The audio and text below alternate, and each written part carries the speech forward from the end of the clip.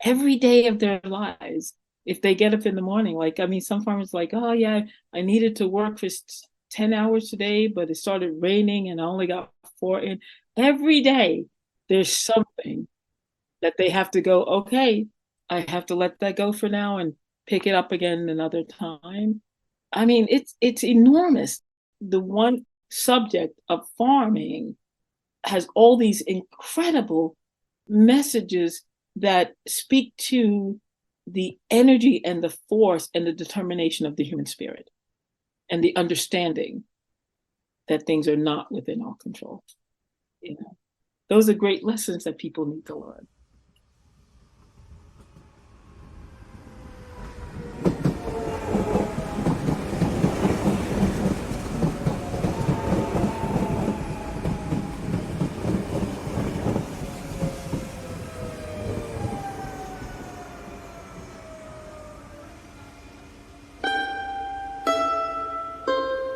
Welcome to Towards a Kinder Public, a podcast dedicated to designing kinder public space that better meets our interconnected needs. I'm Kevin Castle, and along with Annie Chen, we are Kinder Public. It is our pleasure to continue our conversation with Reverend Gillette about her new book, Walking the Land, a loving tribute to family farms, a collaborative work with watercolorist Tommy Beers.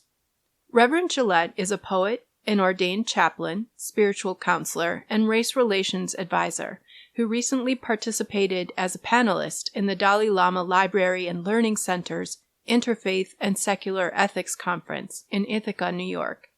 Reverend Gillette has been an educator for more than 45 years in private and public school settings, as well as programs providing educational pathways for incarcerated individuals. She has worked with veterans, disabled individuals, and survivors of domestic violence. Presently, she sits on the Dryden School Board and the Tompkins County Human Rights Commission. This new book, Walking the Land, is dedicated to American family farms and features poetic reflections as well as interviews with the farmers about their work, their hopes, and the future of their farms.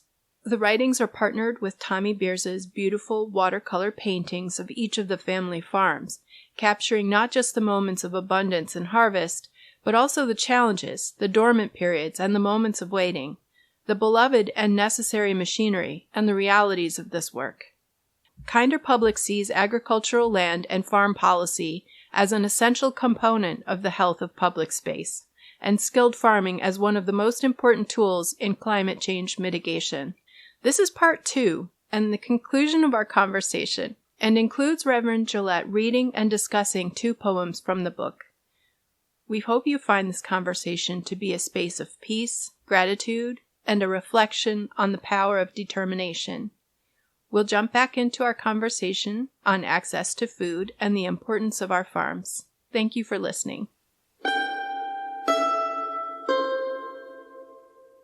You brought 2 points to mind. First is the dialogue that we have around food, the culture that we have around food. You know, is it fast enough? Is it I think back to a conversation that I had with you maybe a year or 2 ago where I was expressing frustration around mealtime and family dynamics around certain foods and unwillingness to eat them and various things like that. And I think that we can be so caught up in the difficulty of our lives that we forget the challenges of other lives. And you reminded me at that time that the conversation that I might have with my children is about how hard people worked to grow this food and to harvest the food and to move it to where we could access it. And that really was a very impactful thing to say. And it did really stop me in my frustration. It's tricky, and children are children, but also it's like when you tell a story to children, right? And the more dramatic and alive you could be with the story, the more they're like glued onto you and what you're saying. Well, why not do that around food? Why do that around the people who grow the food? Make it into like any kind of story that they love with adventure and challenges and things they have to confront, like, the dragon of weather and things like that. Why not do that and just bring it right home to them and make it just like this? You have to hear this story, right, about your food. Mm-hmm. And now you are actually directly connected to that story. It's just a nice way to do things with some kids. Mm-hmm. And I often feel like, even with, we have like a lot of farmers markets and a lot of CSAs and things like that. And the people who go to the markets, it's almost as if they appreciate the food being beautiful and fresh, but they forget how that food came about. That food, that one tomato may have been such a labor Mm-hmm. for somebody. That sunflower seed, the sunflower seeds that they eat, like I know someone who has a sunflower farm. That work that goes into a sunflower, you think, oh, it's a flower, how hard could it be? Blah, blah, blah. That work that goes into having a sunflower farm is incredible. Mm-hmm. And then shaking off the sunflowers and bagging them or whatever. This is not, it almost feels to me like people look at it as like children look at like Christmas, like, oh, these presents just like show up. Like we have no idea how they got here, but they're here, like that kind of thing. Yeah. And we have a consciousness about it because we're always talking about how children are disconnected from food, and we don't think about the strands of ways that we are disconnected from food. Right. Right. It's so funny. Yeah. Yes, exactly. Like I'm standing in front of these things and I'm going to pick the most perfect one. Yeah, exactly. While ignoring the person standing in Yeah. front of me who has Yeah. really worked and struggled and been up Yeah. since very early in the morning to get to this Yeah. market, which is in Yes. itself a very physically hard task. That is exactly right. Yeah.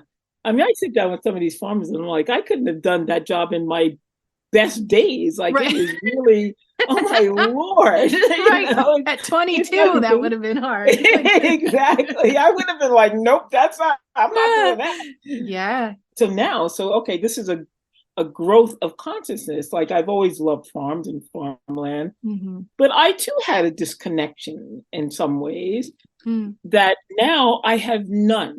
When I see food, when I see trucks, when I see even animals, and I'm a vegan, even animals, and I'm thinking like, those are the products of somebody's unbelievable work and determination. It goes even deeper than that, about people who have been broken at times. People whose heart and soul has gone into this stuff. I mean, this is deeply spiritual to me on some level. Mm-hmm. Who got those food items to the market so that we can eat them and they can make a little money for their family. It's deep to me. It really is. Yeah. I really appreciated how you said it was life itself. And I think that is the experience in some way, not to minimize the work and the hardship, but that must be in some way the experience of that work. Yeah. And I appreciate also in your book how I think it's the farm of Akiva Silver. Yes. And how the land was not wanted by large agriculture because it was very wet. Yes. And so this individual found a way to work with the land. Yes. And create a farm that was absolutely overflowing with life. Yeah. Yes. As you described it, that's what it sounds like. Yeah.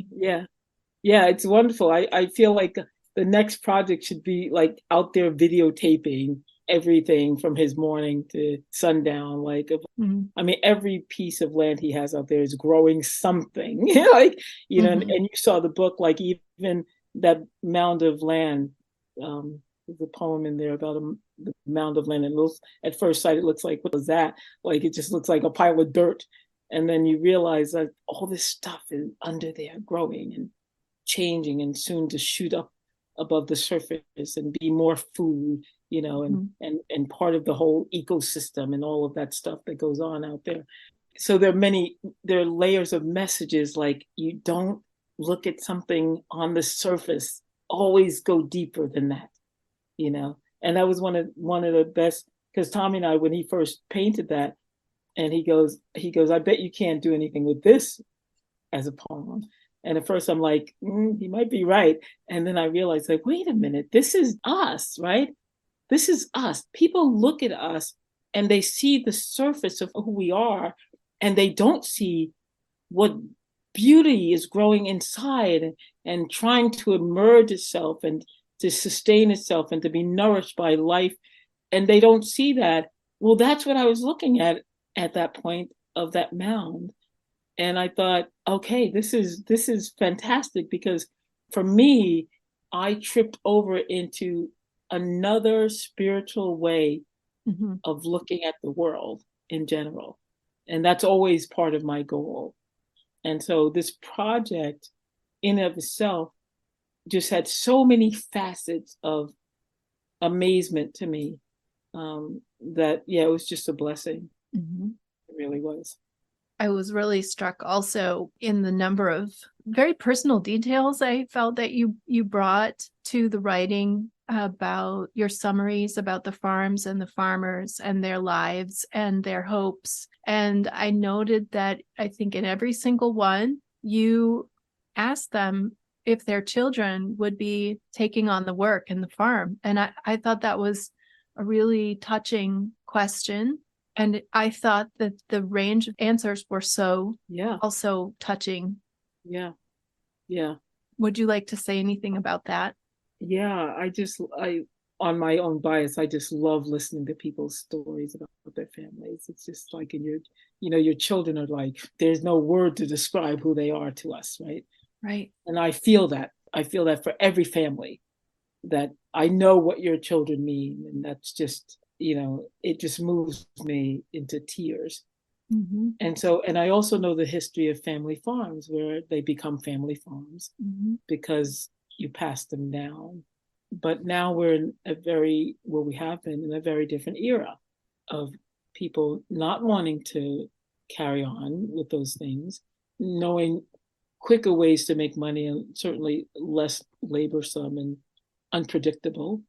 And that, we used to have an era where people did not go far away from home to make a living, and now we in a different world. I also know that can be very painful to some farmers, who just like, you don't want to see the end of all you've done. The same way it's hard to see the end of life. These farms are their life. And the fact that they won't be passed along for some farmers means the end of their life. And we love to feel, all of us, that we actually carry on through our children, and then through their children, from the stories they tell. And it's such a beautiful human process of passing ourselves on, even past our deaths, passing it on to other people. And so I knew that that's a big deal to talk about, like, what are your hopes about your farm continuing? And like you said, there were 4 completely different stories about what people hoped, and acceptance that it might happen, because they understand the reality of the times we live in. But I did love hearing them. Some people like that would, most of them were like, that would be great. Like, if that happened, like, I would love that to happen. And one of the women who owns her own farm and has kids, she right now, and I think she's like an infant and maybe a 3-year-old and maybe a 7-year-old, and they all work the farm. Like, everyone, they're all the babies out there, like, watching people working the farm, and the young kids are working the farm, and it's just like, and they're unafraid and uninterrupted by anything, animals, creatures, anything that's there, because she is like really like put that in their heart and hopes that carries forward. And it's so beautiful. Like, we deny, and it may be more of an American culture, like kind of like this radical individualism that sneaks up into our hearts. The fact that our children can carry on something that we did. We do love that. We don't force them to do that. But when they do that, we're like, yes, that's great, And I love it. I love that because, like I said, it can make all of us in some ways eternal. It can make me eternal through my children. It can make my children eternal through their children. And there's something just spiritually gorgeous about that. So it was a good question to ask for me because it was something that like it was resonating in my heart anyway. And because I know that families are, you know, they're, it's wordless to the degree that you love them. It's just, there's no word for it, and that's amazing to me. That is such a powerful thing in us. And it's one of the things that actually, in some small measure, gives me hope that if we can love that much, like limitlessly, even with our own families, then we can do that in other parts of the world. So it's a hopeful thing to me. I want to ask if you would read one of the poems. Ah, yes. Do you have a preference? I have a number of favorites, as you can Okay. see. I love it. But I would love it if you would choose one that is very meaningful to you. Okay. Yeah, let me. Yes, I love the tractor sketched in the snow. So I'll read that one. Mm-hmm. On this day, on this occasion, a well-loved farm has halted beneath the demands of the season and sits in a world of utter dormancy. The cold and frost have wrapped themselves around the tractors and trees and covered them with the softness of the snow and gradually rocked them to sleep. The voice of the chilled air continues to recite the words of lullabies, like poems afloat on the air itself. And this world of pastures and grains responds, we are at rest now. We'll see you again. On this day, there are no choices, no struggle against what has to be. The fields and tractors slip into the call of the frigid times. Only patience will provide warmth and an awakening long coming. The bark of the trees are blankets for their vulnerable interior. Their roots settle far down into the earth. Their winter slowdown on point. They wait. Tractors and trailers keep watch for the shadows that a new season will bring. But for now, they huddle down, shut down, like the eyes of slumber. This enchanted world, once active and warmed by spring, summer, and fall, acquiesces to the winter. Yet its beauty, its life is not affected, just differently sketched by the lines of the snow. Beautiful. Thank you. The painting itself is just stunning to me. And I did a workshop just Friday where we used some of these pictures and asked people to go into the mood. This is the second part of the workshop, to go into the mood of the painting, not what's in the painting, but the mood of the painting and write about that. And one of the women wrote about this poem as being sad, this picture as being sad and empty because everything had come to a halt. And it was such an interesting perspective. And it could have been based on anything, but it could have been also based on the fact that she was much older. Mm-hmm. And the thought of things coming to a halt mm-hmm. is already right there. And I said, that's really amazing and interesting. And I said, I'm going to tell you what it meant to me. So it's a picture, for people listening, of just farm equipment sitting in the snow, just sitting still in the snow. The sky is cloudy, the trees are leafless. And I said, it reminds me actually of peace, because it is the moment where the world is quiet and no war is happening and no struggle is going on. It's just sitting quietly. And I love that kind of thing. So I thought it was so interesting that, like I was saying about the perspectives of standing on different sides of what people pull out of these things. And that is, to me, is very important, because whether we saw it differently or not, we both saw a mood that it created in us. And I love that we had that conversation during that workshop. I love that poem, and I'm so glad that you chose it. And these paintings and poems at several points like brought me to tears as I was reading. And I found in that one particularly that I did see that sadness, but I also felt it was kind of an overwhelming feeling because it wasn't the end. Very good. It was a story of continuing on, but there's a kind of letting go involved. Very good. There's a letting go. And Yeah. it's at many points in this book, you understand that things are not under your control, whether it's your children taking up the farm, whether it's the arrival of the next, the when of the next season, Yes. whether it's the losing the crop, there's a letting go, yes, which is overwhelming and yes, overpowering, and yet not the end of the story. yes, exactly. And that is an incredible emotion to try and grapple with. Yes. And I don't think we have a lot of practice at it. No, not at all. And think about that farmers live it every day of their lives.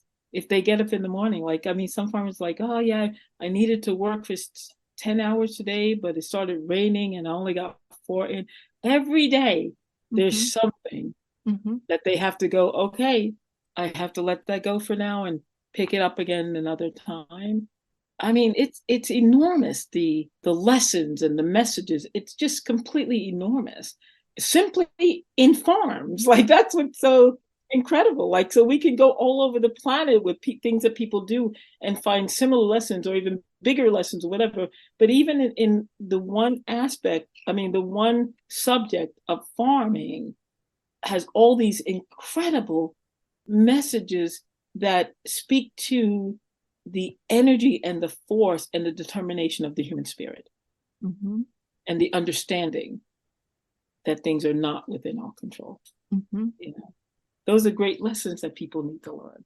They're great lessons, and they're also lessons that are understood and known and felt in ways that we don't often practice. Very good. And poetry and painting is one of those ways. Yes. And it speaks much more than the words that we use every day.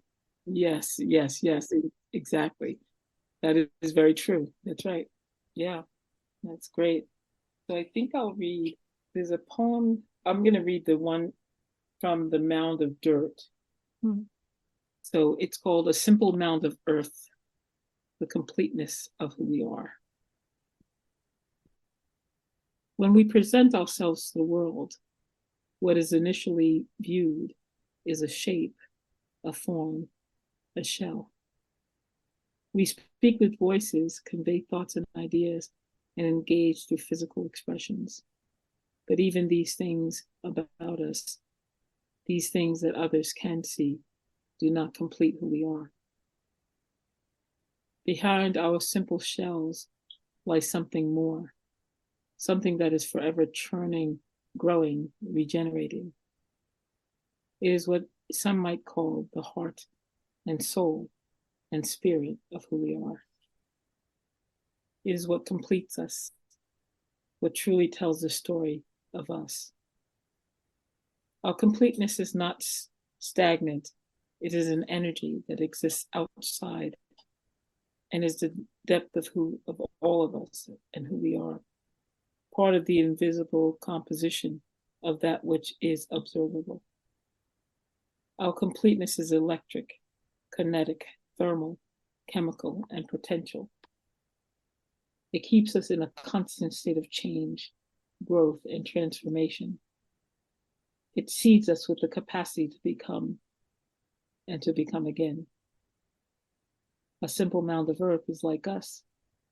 What we see, what we observe is not its completeness. A simple mound of earth, the stalks that stand in it, the roots beneath it, the moisture that moves through it, the air that softly touches it, and more, is its completion. It is like us. It is a heart, a soul, and a spirit. Is there anything else that we should mention that we haven't yet? Well, if any of your listeners are interested in the book, they can email me, and you have that email so they can contact you.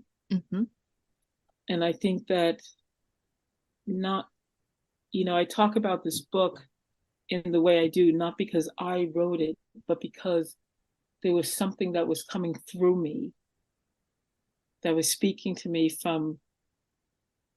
for the farmers, through the earth, through the land, that came out in this book.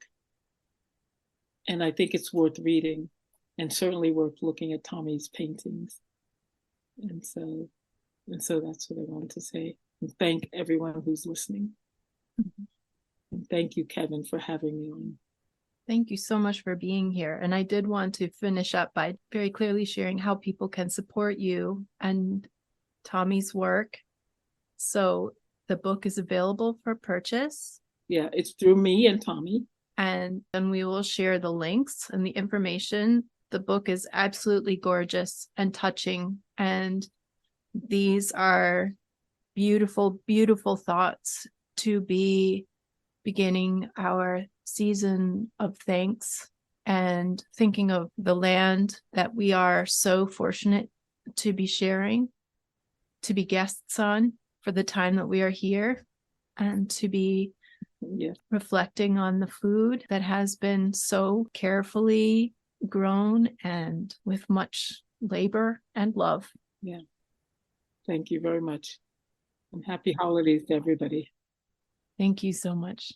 Mm-hmm.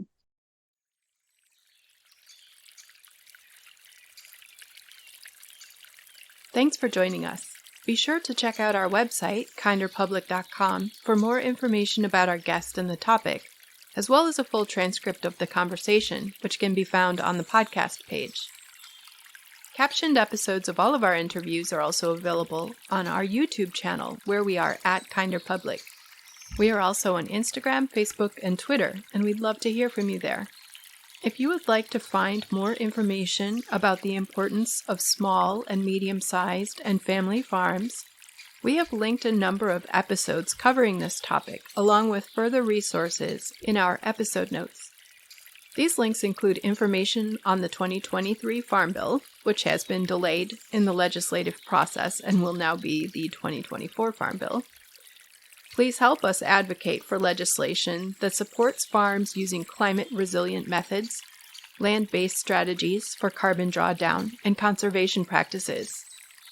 Ensuring land access equity, training for these practices, and funding for healthy food for all will directly impact our national food security and climate change resilience, and the health of our population, along with other critical issues. I'm Kevin Castle, and my guest has been Reverend Gillette. Please take extra care, and we wish everyone a happy winter season.